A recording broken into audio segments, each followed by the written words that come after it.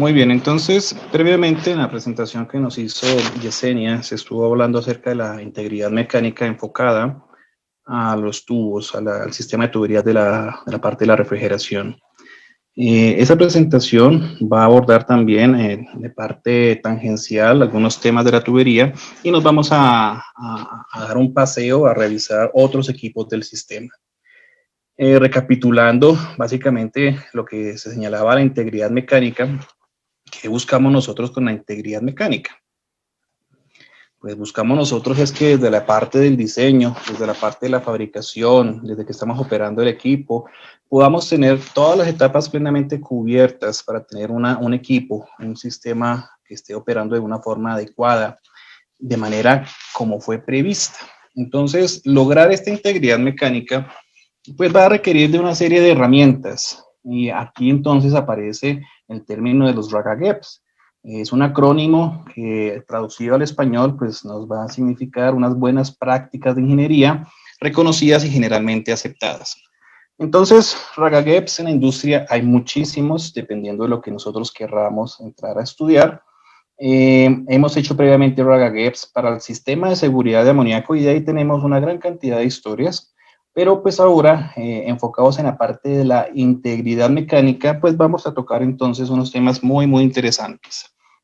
La integridad mecánica a nivel conceptual, pues en las agencias de los Estados Unidos, y tienen distintas formas de ser atendida, de forma de ser manejada, pero en términos generales, ambas, tanto la OSHA como la EPA, pues coinciden en una estructura en donde para hacer un análisis de integridad mecánica, pues tenemos que definir una aplicación. Y para nosotros en la refrigeración industrial, nuestra aplicación se va a extender al menos para tanques, tubos, sistemas de alivio, sistemas de emergencia, controles, bombas.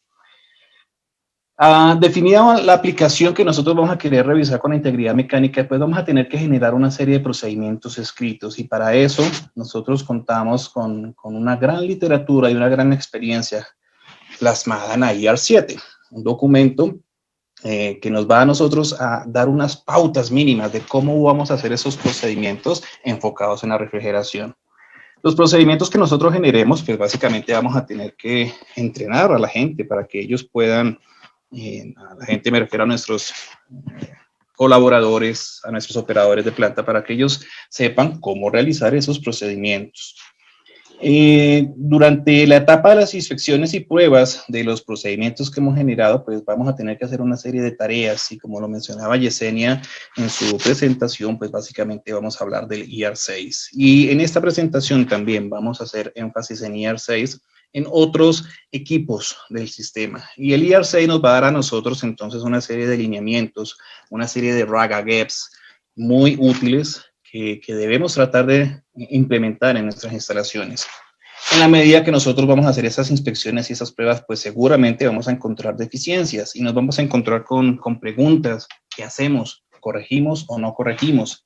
Entonces, en lo que vamos a platicar nosotros, vamos a mirar en algunos casos qué conviene hacer, qué no conviene hacer y tratar de ampliar un poco ese abanico de posibilidades que nos surgen. Todo eso, finalmente, pues apuntando a tener un aseguramiento en la calidad. Como lo señalaba al inicio, pues para el tema de la integridad mecánica tenemos que partir desde el diseño. Y normalmente los que tenemos una planta, los que somos los usuarios del sistema, pues no entramos directamente siempre en la etapa del diseño. Sería muy bueno poder hacerlo. Pero que sí es necesario que las plantas, los propietarios tengan mínimo una documentación. Documentación que sale de la parte del diseño. Documentación mínima para temas de tuberías y temas de tanques. En temas de las tuberías, es necesario que todas las plantas tengan al menos los diagramas de flujo. Que esos diagramas de flujo tengan tags, tengan las válvulas, tengan las dimensiones de las tuberías. Información mínima necesaria que debe tener la planta. Ojalá tuviéramos los isométricos, tuviésemos los procedimientos de soldadura que se aplicaron cuando se hizo la instalación, tengamos las calificaciones tanto de los procedimientos como las calificaciones de los soldadores, los registros de las pruebas radiográficas que se hicieron, los certificados de los materiales que se utilizaron y los reportes de pruebas que tiene que generar el instalador, pruebas de presión, pruebas de vacío, pruebas de arranque, etcétera. Toda esta información debe estar disponible en la planta para cuando se haga una inspección de integridad mecánica tengamos a la mano esta información. Y esto sale siempre y cuando empezamos un proyecto nuevo, pues tengamos muy clara que tenemos esa documentación y pedirle a nuestro diseñador e instalador el suministro de ella. Y para los tanques vamos a necesitar, en caso de que tengamos tanques con estampe ASME, pues el registro del ASME 1 y también los dibujos. ¿Y qué necesitamos ver nosotros en el tema de los dibujos? Básicamente el espesor del tanque. Muchos fabricantes van a estar celosos de compartir alguna información en cuanto a sus diseños. Entonces, pues básicamente para fines de integridad lo que vamos a necesitar es mirar el espesor del tanque. Inicialmente queríamos abordar pues todos estos elementos, tuberías, tanques, válvulas, intercambiadores, compresores, pero el tiempo no nos da, entonces vamos a limitar nuestra presentación hasta el capítulo de los compresores y en una próxima oportunidad continuaremos con los últimos temas. El tema de las tuberías, que ya lo había señalado Yesenia, voy a pasar muy rápidamente por ella. Básicamente lo que nosotros vamos aquí a revisar es una serie de pasos que tenemos que realizar y todos los pasos, como lo señalábamos inicialmente, va a iniciar una inspección visual. Lo primero que vamos a tener nosotros como ensayo no destructivo, una inspección visual y pues tenemos que estar preparados para ella. En la medida que nosotros vayamos avanzando con la inspección visual en los distintos periodos que nos dan los raga gaps, pues vamos a tener que hacer intervenciones cuando encontremos, como en la fotografía que estoy señalando, una tubería con corrosión. Entonces, vamos a tener que hacer una intervención o no. Y si yo intervengo el crecimiento de esa corrosión, pues voy a tener que seguramente restaurar el estado de la tubería o no. Finalmente, si yo opto por hacerlo o no hacerlo, voy a necesitar de otros ensayos no destructivos como medición de espesores para poder tener una justificación técnica de la decisión que vamos a entrar a tomar. Durante las inspecciones visuales que hagamos a la tubería, pues vamos a encontrar temas o quisiéramos clasificarlos pues como una corrosión menor. En la fotografía que estamos viendo acá vemos la tubería en donde tenemos una zona. Esa parte de acá es un desprendimiento de la pintura, no nos distraigamos por ella, pero esta parte de acá sí nos muestra a nosotros un inicio de corrosión. Entonces, podemos clasificar esa corrosión como menor cuando esa es una oxidación en la superficie que no se desarrolla completamente en toda la circunferencia del tubo y además no tiene picaduras. La picadura pues ya es una pérdida de material en la superficie del tubo, es una corrosión mucho más crítica. La fotografía de la derecha nos muestra un ejemplo de una tubería que debemos clasificar como otra no menor. Y entonces aquí lo que vemos es que esta zona pues tiene una pérdida ya de material, una picadura, aunque no se desarrolla completamente en la circunferencia de la superficie del tubo, pues ya nos da a nosotros un indicador. Y si nosotros en una inspección visual encontramos esto, pues ya lo vamos a clasificar como una no menor. Pero entonces, ¿con qué nos vamos a encontrar nosotros? Yesenia lo señalaba previamente en la presentación, con un concepto que se encuentra de manera muy rutinaria en todas las industrias. Y la industria de la refrigeración y la parte de la normalización de la desviación es también muy recurrente. ¿Y esto de dónde sale? En la década de los 80, cuando hubo el accidente del transbordador, el Challenger, si no me equivoco, pues se hizo una serie de análisis de qué fue lo que pasó, por qué esto explotó. Y la doctora Diane Bowman, una psicóloga, encontró pues que si bien los estudios habían señalado, las investigaciones señalaban que ya habían determinado un tema en unas juntas tóricas que parecían no estaban funcionando, pues todo el mundo pensaba que funcionaban porque no había pasado nada. Entonces, esa cultura de estar pensando constantemente, pero oye, está funcionando hace 20 años y no ha pasado nada, nos hace pensar a nosotros que las situaciones de desviación se vuelven normal. Y nuestros operadores, cuando están haciendo las supervisiones, las inspecciones visuales, pues se encuentran todos los días con la misma corrosión y después de un año dirán, eso no va a pasar nada. Se vuelve una cultura de normalización de la desviación. ¿Y cómo lo atacamos?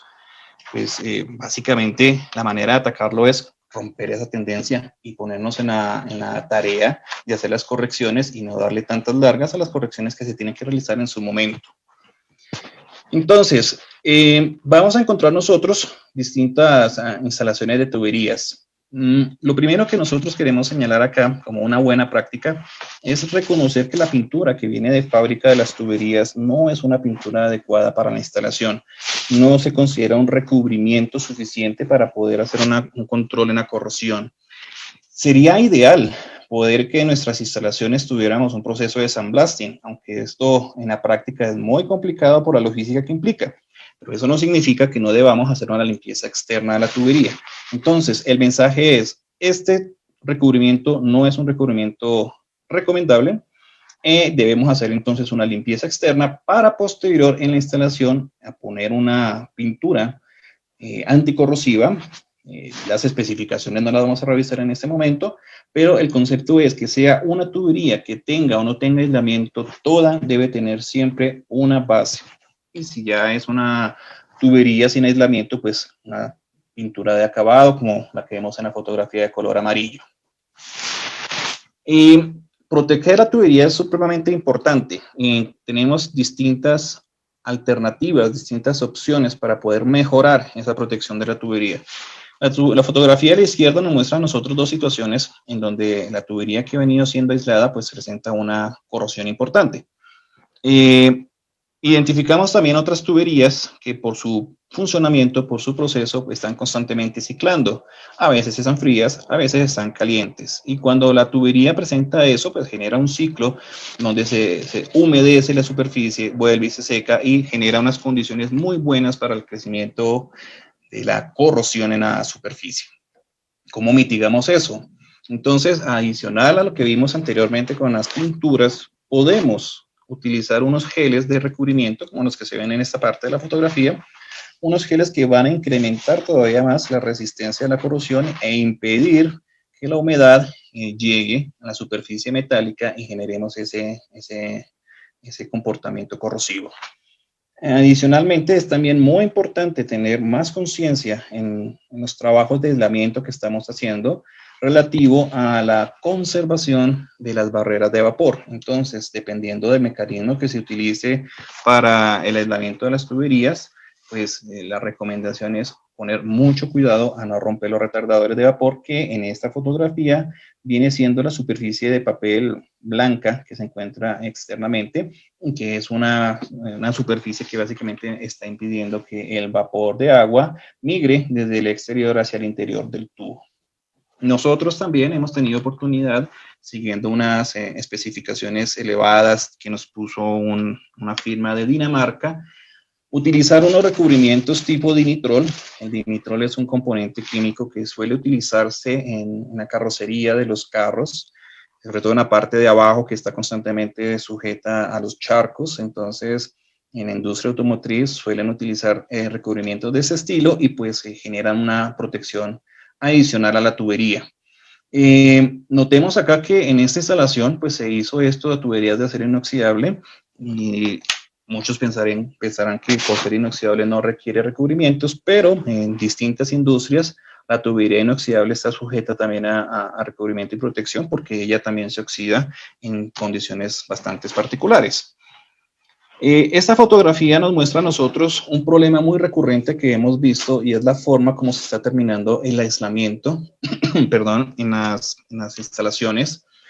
Cuando tenemos válvulas que no van aisladas, pues necesariamente vamos a tener nosotros una interfaz de tubería aislada contra tubería no aislada y en ese punto suele no ponerse nada. Entonces, ¿qué sucede? Que toda la acumulación de hielo o condensación llega a la espuma de poliuretano, en este caso, y empieza a ser absorbido. Y de ahí en adelante, pues toda la espuma de poliuretano se convierte pues en una esponja que está absorbiendo la humedad y llegamos entonces al tema de la corrosión debajo del aislamiento, el CUI, y ya no sabemos qué está pasando en esa tubería. Entonces, ¿cómo corregimos eso? Hay distintas opciones. Estas son opciones que encontramos nosotros en la industria alimenticia. Estos no son tubos de amoníaco, pero el concepto se mantiene.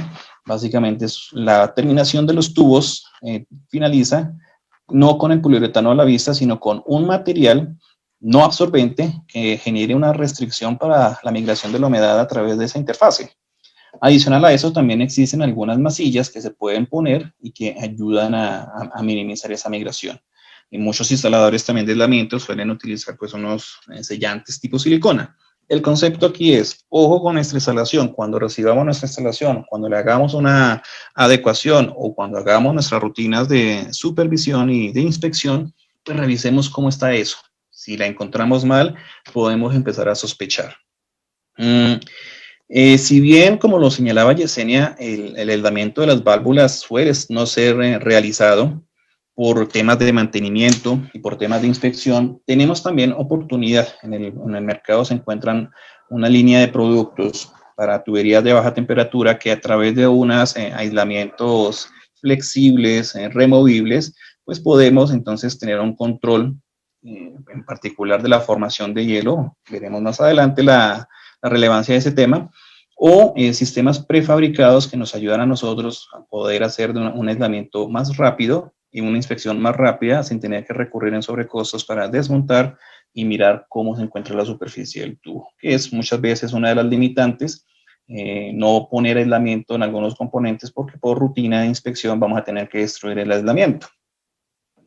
El paso a la tubería también es muy importante. En la industria encontramos muy recurrentemente el paso a través de láminas metálicas. Y esto generalmente nos va a llevar a una situación de corrosión muy importante en las zonas que están en contacto con esa superficie. El mensaje aquí es, no lo hagamos. La fotografía de la derecha nos muestra una solución ya de nivel top de cómo hacer el paso de tubería a través de, en este caso, de una pared de concreto. El elemento que vemos aquí es el abonado, es un elemento flexible y el instalador pues realmente se dedica a apretar unos tornillos para lograr una cierta rigidez. Es una solución bastante elaborada y sofisticada, no necesariamente debemos llevar a ella, pero aquí el concepto es, entendamos que el contacto de la superficie metálica con el tubo va a generar una corrosión. Entonces, para evitar eso, si no vamos a utilizar un pasante de tubos, por lo menos separemos la lámina de la tubería. Y finalmente, en el tema de las tuberías, pues volvemos a mostrar el plan de inspección y pruebas. Y no lo vamos a revisar en detalle. La idea aquí es que reconozcamos que a través de IR6 pues tenemos todas unas recomendaciones con frecuencias acerca de qué debemos inspeccionar en nuestras tuberías. Los niveles de riesgo. Cuando hagamos nosotros la inspección a las tuberías, pues vamos a tener que hacer una clasificación y esa clasificación nos va a ayudar a nosotros a determinar qué hacer. Debemos identificar pues unos tubos que tienen mayor riesgo que otros y básicamente esto es extraído de un estudio, un libro que también se puede conseguir a través de la IAR y hace referencia a principios de integridad mecánica desarrollado por la Universidad de Wisconsin. Ellos han hecho un documento muy completo, muy interesante, que habla específicamente de todo el tema de la integridad. Y ellos, en sus estudios y evaluaciones, pues están haciendo esta recomendación. Vamos a mirar la tubería más crítica, sería una tubería que se ha instalado sin pintura y sin recubrimiento. Pues podríamos decir que la tubería como viene de fábrica, y así se instaló. Y esa tubería está trabajando de forma cíclica, está caliente, está condensando o está constantemente operando sobre los 0 grados y por debajo del punto de rocío. ¿Qué significa esto? Que está constantemente húmeda. Cuando tengamos nosotros en nuestra instalación una tubería que se ajuste a esa descripción, pues debemos clasificarla como un riesgo número 1. Otras tuberías con riesgo más bajo, una de riesgo 5, observemos aquí el tema de los colores semáforo, el riesgo más bajo es el número 5, sería una tubería que se instaló con pintura, que se instaló con recubrimiento y que está trabajando por debajo de menos 12 grados. Entonces esa es una tubería que va a tener un nivel de riesgo más bajo que las anteriores. Pasemos entonces ahora al capítulo de los tanques. En el capítulo de los tanques, ¿qué vamos a ver nosotros cuando hagamos nuestras inspecciones? Pues inicialmente vamos a analizar la superficie de los tubos para tratar de identificar, así como en las tuberías, unas corrosiones menores o no menores. Vamos a identificar que nuestro tanque tenga una placa de datos visible. Vamos a revisar cómo vienen los soportes, en qué estado se encuentra el soporte. Recordemos que los soportes hace muchos años solían ser de madera, eso ya está contra recomendado. Entonces, debemos revisar cómo está la integridad. Y elementos accesorios, como por ejemplo, si nuestro tanque tiene un colector y este colector tiene asociado un visor de nivel o tiene válvulas de cierre rápido o tenemos por acá alguna sonda, entonces tenemos que entrar a revisar todos esos elementos accesorios. Eso es lo que vamos a observar en tanques, en este caso, que no tienen aislamiento. Cuando tengamos tanques con aislamiento, pues vamos a encontrar también algunas situaciones que van a darnos a nosotros un primer indicador como el crecimiento de algas. Esto es bastante recurrente y sucede cuando la chaqueta metálica que está protegiendo el aislamiento ya está deteriorada, ha tenido abuso mecánico o ha sido mal instalada. Ha perdido las barreras de vapor, ha perdido todos los sellantes que se recomendaron. Entonces, la espuma se convierte en una esponja y vamos a tener todas las condiciones para que las algas crezcan. Cuando veamos nosotros en una instalación esto, es preocupante. Debemos ya suponer que el aislamiento está comprometido y tenemos que hacer una inspección destructiva en este caso para mirar cómo está la superficie del tanque. Otros elementos que tenemos que entrar a revisar nosotros es cómo quedó pues, las terminaciones de los accesorios. Si tenemos un visor de nivel, pues debemos observar en este caso que tengamos un adecuado desarrollo y un adecuado cerramiento del aislamiento para que no haya la migración de humedad hacia el poliuretano. Y también pues, el tema de las chaquetas metálicas que estén continuas, que realmente estén cumpliendo su función, estén protegiendo el aislamiento y pues digamos, no dejar que estas situaciones se superen y lleguen a tanto tiempo así. ¿Por qué es importante la placa de datos? Veíamos inicialmente que cuando tengamos que tomar una decisión de si el tanque sirve o no sirve, pues vamos a tener que revisar las condiciones de diseño del tanque. Y esas condiciones de diseño algunas veces las señala la placa de datos o al menos la placa de datos nos señala cuál es el serial del equipo y podremos ir a nuestra biblioteca y revisar cómo ha quedado diseñado ese tanque. Entonces es muy importante que esta placa de datos esté visible. No debería quedar cubierta por el aislamiento y si llegase a quedar cubierta por el aislamiento pues tenemos algunas opciones, básicamente solicitar un duplicado de la placa que ya tendría un estampe diferente o realizar algún tipo de maniobra para que podamos remover parte del aislamiento y podamos acceder a una inspección de la placa de datos. Este nos muestra a nosotros una ruta rápida, un resumen de qué podemos hacer cuando encontremos una corrosión menor u una corrosión o una corrosión que sea otra no menor. Entonces, si nuestra inspección nos muestra que tenemos una corrosión menor, tenemos dos opciones: limpiar, quitar esa corrosión para tratar de detenerlo o no hacer nada. En caso de que nosotros limpiemos, pues básicamente tenemos que documentar el arreglo que hicimos. Y si optamos por no hacer nada, entonces debemos hacer un seguimiento anual para evaluar que esta corrosión, que es menor, no llegue a ser una corrosión otra no menor. Y si encontramos una corrosión otra que no es menor, pues tenemos que entrarnos a preguntar, bueno, ¿y este tanque todavía está apto? ¿Cómo hacemos eso? Básicamente a través de la medición de espesores y la información de diseño que hemos insistido, vamos a revisar y encontrar cuál es nuestro T mínimo, que fue el que el diseñador del tanque determinó para esta aplicación. Si encontramos que los espesores están dentro de algunas condiciones, entonces podemos decir que el tanque está apto para servicio. En ese caso, pues, al igual que con una corrosión menor, podemos limpiar o podemos no hacer nada. Y si no hacemos nada, nos devolvemos a este ciclo y hacemos un seguimiento anual. Pero si determinamos que el tanque no está apto para servicio, y que el espesor de pared ya ha sido bastante reducido, nos encontramos con la situación de reemplazamos el tanque o lo derrateamos. Y derratearlo significa que tendremos que hacer una evaluación de ingeniería para ver si la presión de diseño la podemos reducir. A lo mismo que teníamos con las tuberías, encontramos distintos niveles de riesgo en los tanques. Básicamente el nivel de riesgo más alto vuelve a ser un tanque que está instalado sin pintura y sin recubrimiento. Y un tanque que está también ciclando, está constantemente húmedo por sus condiciones de operación. La condición menos crítica, que sería la número 5, sería un tanque que ha sido instalado con pintura o con recubrimiento. En el caso que estamos viendo en la fotografía es un tanque que no tiene aislamiento, pero sí tiene una pintura. En ese caso, por las condiciones de operación, lo clasificaríamos como nivel de riesgo 3. Cuando encontremos nosotros en los tanques aislados daños, también tendremos nosotros que tomar algunas decisiones y determinar si son daños menores o son daños extensivos. Y si son daños menores, la idea sería reparar prontamente el aislamiento para que no se llegue a una situación extensiva. Y si encontramos un daño extensivo, pues tenemos que hacer una evaluación de los niveles de riesgo. Entonces, si los tanques que tenían un nivel de riesgo entre 1 y 2, pues aquí el lineamiento sería básicamente realizar las correcciones en un periodo máximo de 12 meses. Si tenemos un tanque con nivel 3, tenemos hasta 36 meses, y si tenemos un tanque con nivel de riesgo 4 o 5, tendríamos hasta 5 años, 12 meses para hacer esa corrección. Esto nuevamente es basado en las determinaciones, en las recomendaciones pues, que nos hace el IRC de los Estados Unidos.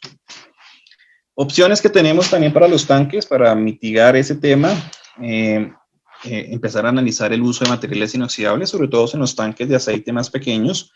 Podemos ya empezar a cambiar a ese tipo de material. La relación costo-beneficio es mucho más atractiva hoy. Nuevamente, como en las tuberías, utilizar geles de recubrimientos y se descarta o no se recomienda mejor el uso de aislamientos tipo Armaflex en los tanques, porque se ha encontrado que no tienen una buena protección contra la migración de vapor. Entonces, podemos llegar a presentar corrosión debajo del aislamiento, aunque veamos nosotros que superficialmente el aislamiento está con una buena integridad. Relativo al material de las chaquetas, pues los tanques podemos tener unas chaquetas en PVC. Normalmente, yo personalmente los he visto mucho en Centroamérica. Normalmente utilizados en interiores de salas de máquinas donde no tenemos un alto riesgo de daño mecánico, y ya chaquetas en materiales metálicos como en aluminio o en acero inoxidable. Para los tanques también es muy importante revisar en el tema de la integridad la pata. Para fines de integridad mecánica, la pata o las patas o los soportes son tan importantes como la superficie del tanque. Aunque el tanque, la parte a presión, es el cuerpo, para el tema de integridad mecánica, las patas tienen la misma importancia y debemos ponerle también una muy buena atención. Básicamente, aquí lo que se recomienda es utilizar pollos o bases de concreto o de otro material, pues, que impidan que el agua lluvia que puede estar en la terraza esté en contacto con la pata y genere una corrosión. En esta fotografía de la derecha, pues vemos que este tanque carece de esos pollos y por lo tanto, pues cualquier agua va a estar en contacto con la superficie y va a generar una corrosión. Importante también revisar en nuestros tanques el tema de los soportes. Todos los tanques deben estar pues soportados y anclados adecuadamente a su base. Aquí en este caso pues vemos un tanque que tiene su pollo, pero pues no fue anclado, hicimos la mitad. Y en este caso de acá, un tanque que está casi levitando, está soportado directamente las conexiones, en este caso del intercambiador. Entonces esto está completamente no recomendado. Nunca debemos cargar las conexiones de los equipos. El tanque debe poderse soportar de forma independiente. Y llegamos entonces a la referencia ER6 de las inspecciones y pruebas y mantenimiento, en donde podemos ver con distintas frecuencias las tareas que tenemos para tanques con aislamiento y tanques sin aislamiento.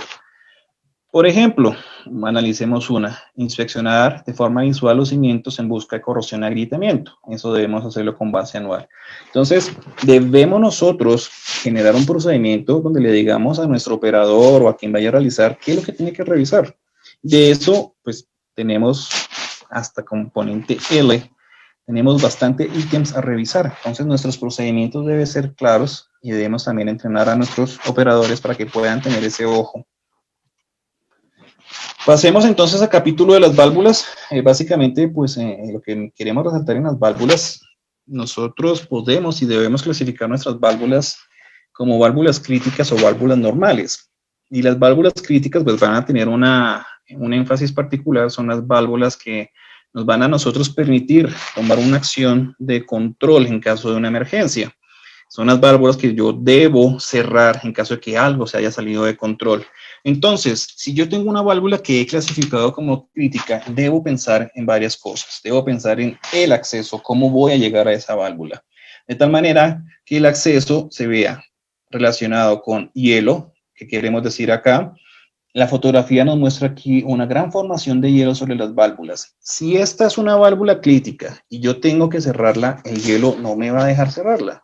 Entonces es un punto a revisar. Yo debo garantizar que las válvulas críticas no tengan una formación importante de hielo. Adicionalmente, pues que la posición donde esté instalada le permita al operador o a quien esté atendiendo la emergencia llegar a esa válvula. Entonces yo debo, a través del diseñador del sistema, revisar cuáles son mis válvulas críticas y tenerlas muy bien identificadas. Para las válvulas normales, válvulas de corte, básicamente ellas se abren y se cierran a través de un mecanismo de volante o algunas tienen capuchones. Y aquí lo que queremos revisar nosotros es el estado de lucillo. Y esto aplica tanto también para válvulas críticas como válvulas normales. ¿Qué vamos a revisar nosotros entonces en las válvulas? Vamos a revisar la formación de hielo. ¿Tenemos exceso? ¿Cómo lo podemos controlar? Adicional que la formación de hielo genera algunos riesgos locativos porque podemos tener unas zonas húmedas en el piso con un riesgo de deslizamiento, pues podemos pensar en poner unas bandejas. Pero eso a la larga no afecta la integridad mecánica. El peso de este exceso de hielo sí puede generar un riesgo si no hemos diseñado adecuadamente este ramal de tuberías con ese peso adicional. Vamos a revisar también el proceso de pintura de las válvulas. Ellas deben estar pintadas, debemos protegerlas contra la corrosión. Y si tenemos pues válvulas que son eléctricamente actuadas, pues vamos a revisar cómo están sus conexiones eléctricas. Aquí en este caso vemos una válvula solenoide en la cual pues el cable está a la vista, no hay ningún tipo de protección. Entonces esto también debe ser parte de lo que debemos nosotros revisar en nuestras instalaciones. Como lo señalábamos, por las válvulas que son críticas deben tener una marcación, unos tags, dependiendo pues también del alcance, se puede recomendar que todas las válvulas del sistema tengan unos tags que permitan hacer una relación entre lo que tengo instalado y lo que tengo en mi diagrama de flujo. Pero vaya, al menos las válvulas que sean clasificadas como críticas deben tener ese tag. Y también muy importante revisar en nuestras instalaciones los golpes de ariete. Yesenia lo señalaba en su presentación. En nuestras rondas diarias tenemos que entrar a revisar cómo está comportándose la tubería. ¿Tenemos algún ruido anormal, alguna vibración anormal? Y en caso de que lleguemos a presentar esas situaciones, pues podemos entrar a hacer una revisión a nivel de ingeniería para cambiar, si es el caso, una válvula tipo solenoide por una válvula actuada por gas caliente en estos modelos de distintas fabricantes para poder mitigar un poco ese tema del golpe de ariete. Y todo esto pues enfocado en el contexto de la integridad mecánica. Opciones de mejoramientos tenemos muchísimas. Acá básicamente el uso de las válvulas de cierre rápido para los drenajes, que son las válvulas de este segmento, que son válvulas también llamadas de hombre muerto, válvulas que requieren para que ella esté abierta que la persona empuje la palanca o la desplace para que ella pueda, en este caso, drenar aceite. Obviamente, la recomendación es no bypassarlas, no ponerle ningún resortico para que la válvula permanezca abierta. Si fue diseñada de esta forma, es para que una persona esté siempre pendiente de ella. Problemas recurrentes en las instalaciones de tuberías, cuando tenemos una válvula cheque y aguas abajo tenemos una válvula de corte. ¿Qué sucede en esta situación? Si alguien por algún motivo cierra la válvula de corte, pues vamos a tener un atrapamiento de amoníaco. El amoníaco va a recibir calor del ambiente, va a subir su presión y no va a poder deshogarse por ningún lado. No podrá por la derecha porque la válvula está cerrada y no podrá por la izquierda porque la válvula cheque no permite el flujo en ese sentido. Entonces, esta tubería posiblemente va a tener un riesgo de explosión. Hay otros mecanismos. Se puede poner una válvula de alivio interno que bypasse esta válvula de corte o reemplazamos nuestra solución por una válvula Stop Check que ya tenemos en distintas marcas, que es una válvula que combina la función de estas dos válvulas por separado y pues minimizamos entonces o eliminamos el riesgo de ese atrapamiento de líquido. Mencionábamos también el tema de la revisión de los empaques del vástago. Es una tarea que debemos hacer nosotros de manera periódica. ¿Y qué tenemos que hacer nosotros? Pues normalmente, dependiendo del fabricante, pero creo que todos los fabricantes coinciden en lo mismo, una válvula de corte o debe estar completamente abierta o completamente cerrada. Posiciones intermedias, como la que se muestra en este corte, pues va a generar que el amoníaco, en este caso, parte y se pueda ir a través del mecanismo interno de cierre del husillo y pues vamos a tener fugas. Y la idea de este empaque es evitarlo, pero a la larga puede llegar a suceder. Entonces, hay que seguir los manuales de todos los fabricantes, revisar qué procedimiento seguro indican ellos para poder hacer la revisión de estos componentes y su cambio, su mantenimiento para que esto funcione como debe funcionar. Adicionalmente, dentro de las rutinas que se recomienda hacer como buena práctica es realizar el apriete de todos los tornillos que están uniendo la válvula y esto realizarlo al menos cada 5 años. En el tema de los intercambiadores, ¿qué vamos a revisar nosotros? Pues básicamente también la formación de hielo. En la fotografía de la izquierda vemos una instalación donde hay un manejo inadecuado de las puertas con una gran formación de hielo en los evaporadores. Cuando eso llega a suceder, el sistema de descongelamiento puede llegar a quedar trabajando parcialmente y no liberamos completamente el hielo que está formado en los serpentines. Nos ha sucedido por ese manejo de puertas que las bandejas reciben una gran cantidad de peso y todo el sistema de fijación de bandejas, el cuerpo pues pierde su integridad y el exceso de peso hace que esto caiga. Entonces es algo que toca entrar a revisar periódicamente. Pero ¿cómo revisamos esto? Pues hay que tener accesos. Entonces, muy importante en nuestros diseños o en nuestras instalaciones poder tener unos accesos a todos los evaporadores. Nosotros necesitamos llegar a estos equipos. Elementos a revisar, la rotación de los ventiladores, sistemas de transmisión, si tenemos ruidos o vibraciones y muy importante, tema de filtraciones y manejo de puertas para evitar situaciones como esta a la derecha donde hay una gran acumulación de hielo en los evaporadores.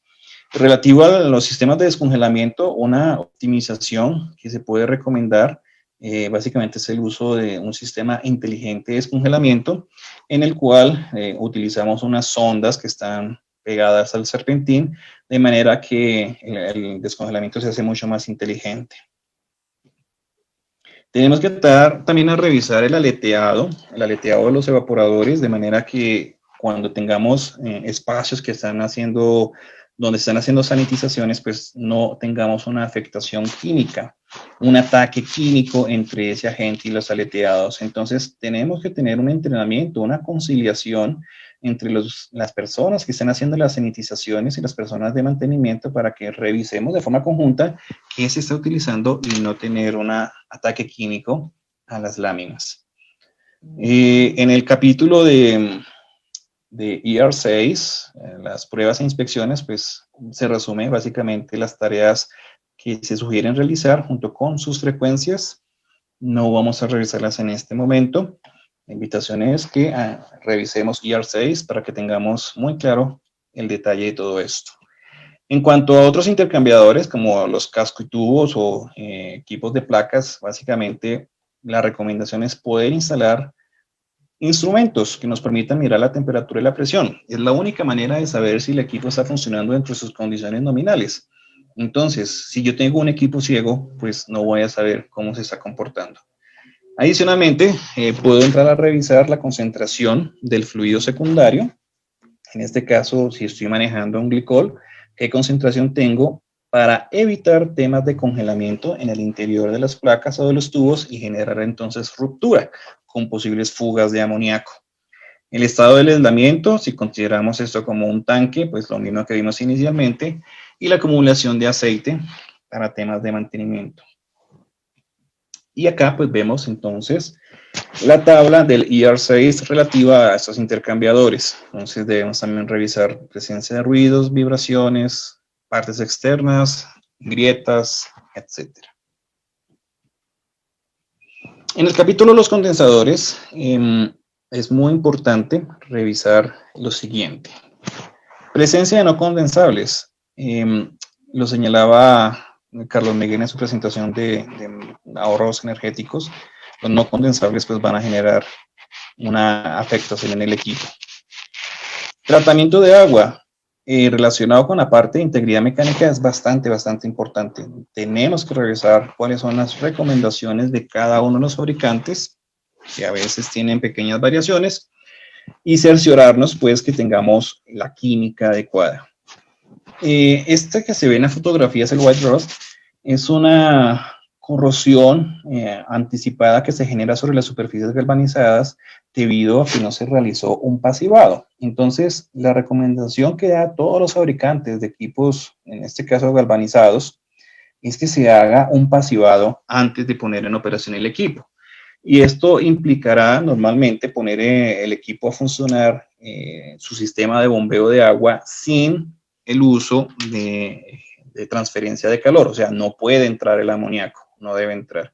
Y esto pues tarda un buen tiempo, varias semanas. Si no se hace, hay una alta probabilidad pues de generar esta capa una sal que se genera sobre la superficie que a la larga empieza a generar una coeficiente de transferencia más bajo. La química del agua también nos va a nosotros permitir observar un crecimiento de algas. En la fotografía vemos una instalación en donde tenemos muchas algas, elementos de color verde. Si vemos nosotros esto en nuestra instalación, debemos empezar a sospechar que algo está fallando en nuestro sistema de tratamiento. Y otros elementos a revisar, pues que son rejillas y persianas que nos van a permitir nosotros un control del agua adentro del equipo y evitar que el agua pues salga de generando corrosiones o zonas húmedas vecinas. Todos los condensadores que funcionan con serpentines, pues normalmente tienen un dispositivo que nos permite a nosotros revisar el estado de un empaque, una junta que tiene internamente, que está separando el lado del agua, que es interno, del lado externo. Entonces debemos en nuestras inspecciones revisar que no tengamos fuga de agua y si ya las tenemos, hablar con el fabricante o con el distribuidor para poder encontrar los elementos adecuados de mantenimiento.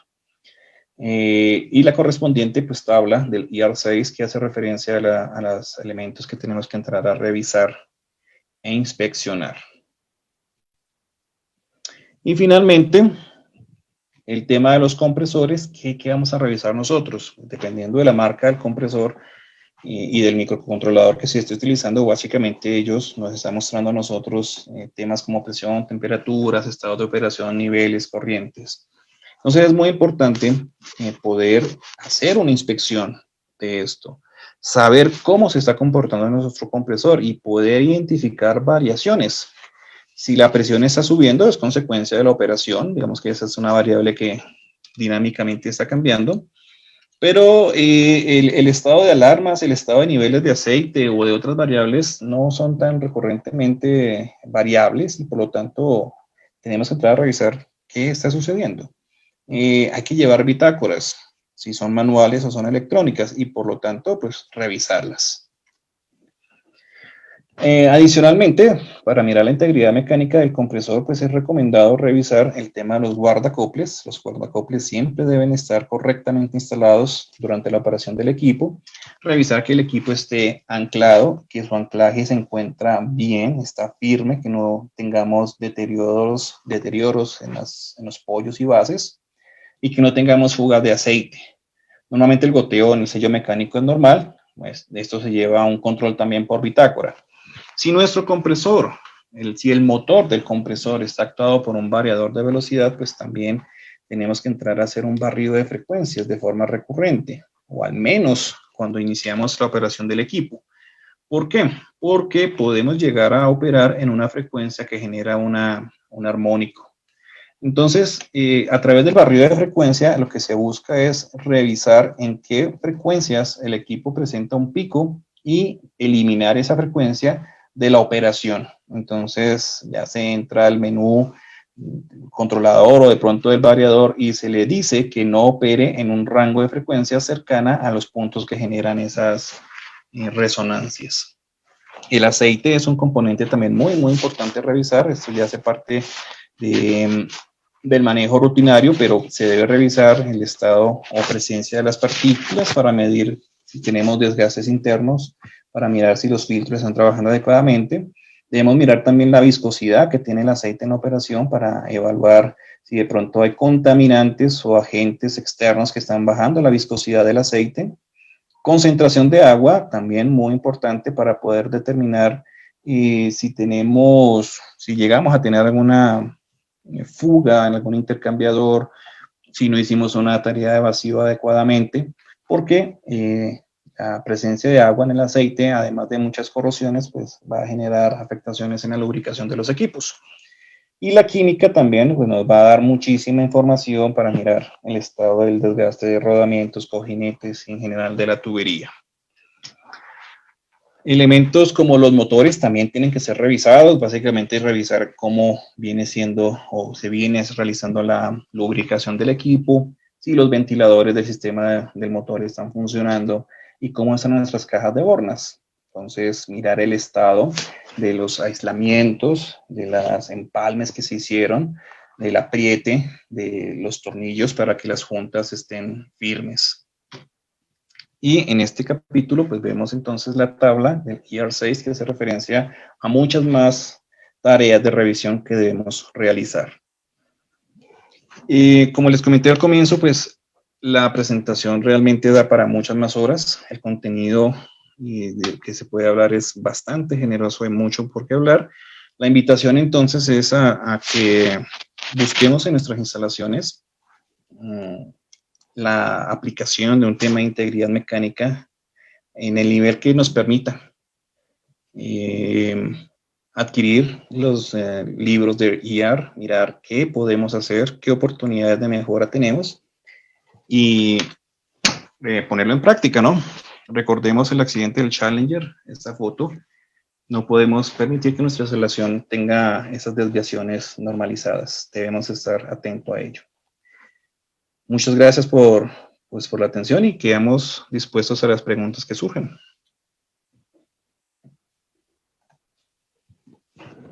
Ingeniero, ¿me escuchan? Sí, ingeniero. Procedemos entonces al espacio de preguntas.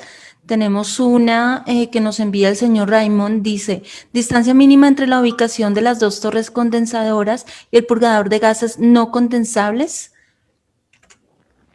La distancia entre los condensadores varía dependiendo del modelo, dependiendo del tipo por donde ingrese el aire, de los obstáculos. Entonces no hay una respuesta única. Realmente los fabricantes, tanto de Babco como BAC, Gunner, dentro de su documentación tienen unos layouts con unas distancias mínimas de instalación y que varía también de equipo a equipo. Entonces, pues toca revisar de forma particular. En cuanto al purgador, no hay una distancia mínima hasta donde yo conozco. Si hay algunas recomendaciones de instalación, pues más en cuanto a cómo llevar ese fall gas desde el condensador hasta el purgador. Pero hasta donde yo conozco no hay una distancia mínima o máxima. Listo, ingeniero. La siguiente pregunta es, con respecto al agua, en el sistema de amoníaco, ¿cuáles pueden ser las posibles soluciones para este problema? Un deshidratador. Realmente es una aplicación bastante sencilla. Se hace que el amoníaco llegue a un tanque.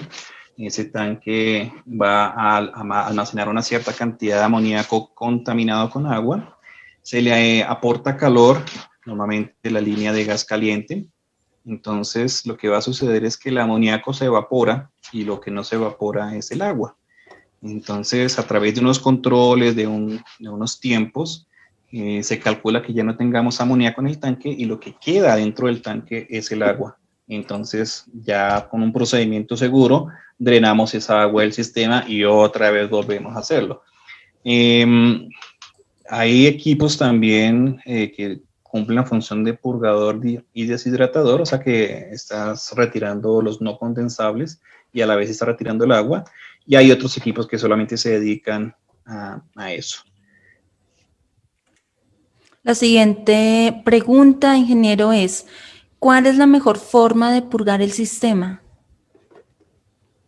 Si se refiere a la purga, en este caso de no condensables, pues la mejor, la más segura sería a través de un purgador dedicado a eso. Yo cuando he tenido que hacer las purgas de no condensables de forma manual, pues hay todo un procedimiento que tarda su tiempo. Hay que detener el condensador, ubicar cuál es el punto más alto de la tubería donde normalmente se debe poner una válvula de corte, esperar a que el sistema esté detenido, que el amoníaco, o mejor, que el aire en el sistema, por su propia densidad, pues se vaya a ese punto más alto, y ya con bastante cuidado, pues abrir válvulas y permitir que ese aire salga.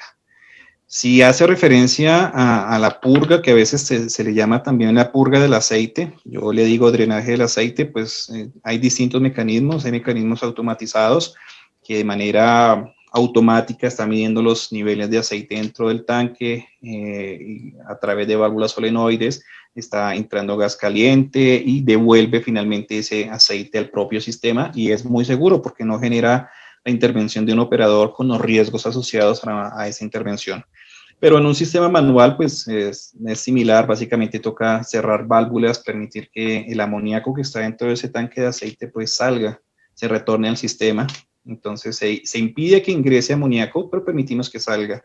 Y después de un tiempo, se sospecha pues que ya no hay amoníaco, cerramos todas las válvulas y nos dedicamos a drenar, y nuevamente pues hay que tener todo un procedimiento seguro, el asesoramiento, el acompañamiento de alguna otra persona, no se debe hacer nunca solo, y se drena el aceite en un recipiente y se le hace el manejo luego adecuado según la legislación de cada uno de los países. Vale, ingeniero, tenemos espacio. Dos preguntas más. En una visita a una empresa pude observar, esto nos lo comenta el señor Gonzalo Miño, pude observar que los tanques tenían conexión a tierra. En las normas IAR, ¿se considera algún tema sobre protección de tierra para los equipos? Honestamente no le sé responder. De lo que yo he leído del IAR 2, no he encontrado una especificación que diga que se deben poner a tierra. Yo creo que esto obedece un poco más a los códigos de construcción mecánica y eléctrica. Sí he recomendado, nosotros particularmente procuramos a los tanques también soldarles en la parte de las patas, de los soportes, una lámina inoxidable y poder aterrizarlo. Y no sé si de pronto Yesenia me puede apoyar con la respuesta, si todavía está ahí, ella de pronto conozca. Sí, me escuchan. Sí, pensé que Sí. eso, por eso quería ayudarte un poquito con esa respuesta. Los tanques de amoníaco o el equipo de amoníaco no se considera que se debe conectar a tierra. El amoníaco no es realmente, o sea, estamos hablando de conexiones a tierra cuando existen riesgos de eléctricos y de explosión, ¿no? Asumo que de ahí viene la pregunta. Entonces, he notado, hay muchas historias, ¿no? Así en las noticias, debido a la ignorancia del amoníaco y mucha confusión. Por ejemplo, el amoníaco a veces se confunde con el ammonium nitrate, el nitrato de amonio, y ese sí es explosivo. Y entonces, hay instancias que las noticias reportan, explosión de amoníaco, explosión de esto y lo otro, y cuando uno investiga un poquito más, resulta que hay veces que ni siquiera hay amoníaco, hay veces que ese amoníaco es ammonium nitrate, o sea que es confusión. Entonces la gente no entiende el tema y erróneamente pone estos sistemas de seguridad antiexplosión o por algún motivo, pero las normas IAR no consideran en lo absoluto eso. Gracias. Espero que haya ayudado. Claro que sí.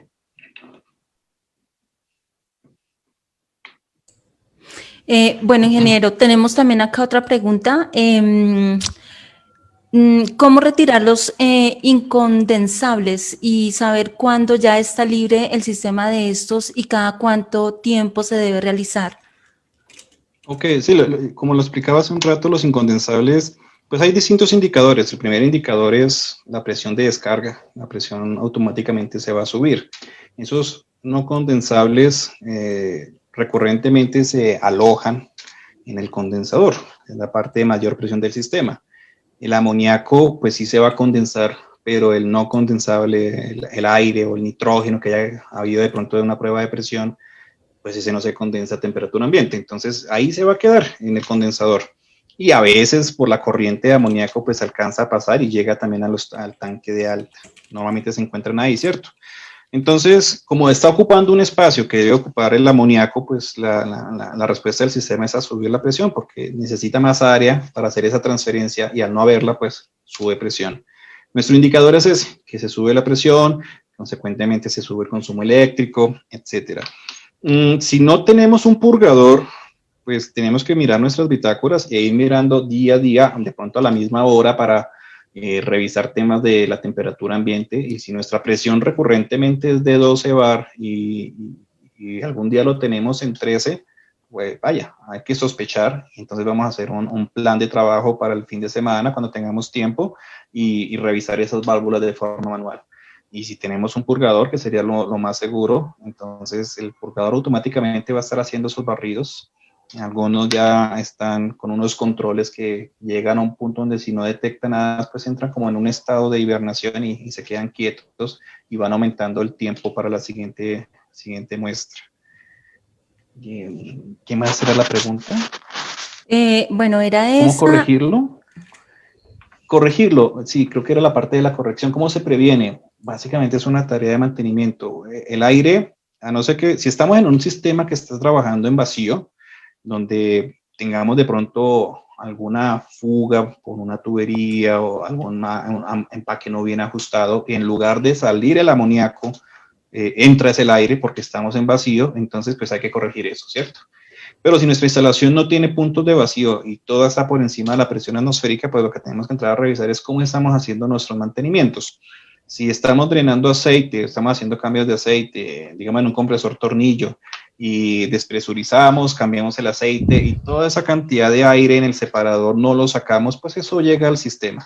Entonces, antes de rearrancar el sistema, pues tenemos que hacer un vacío, tenemos que sacar toda ese aire y no tanto por el aire, sino también por la humedad que tiene el aire, que se queda en el sistema y pues que genera lo que mencionábamos anteriormente. Vale, ingeniero, muchas gracias. Con mucho gusto. Tenemos ya pues el límite de tiempo, hay algunas preguntas más, pero pues ya debemos pues, dar por cerrada prácticamente esta sesión.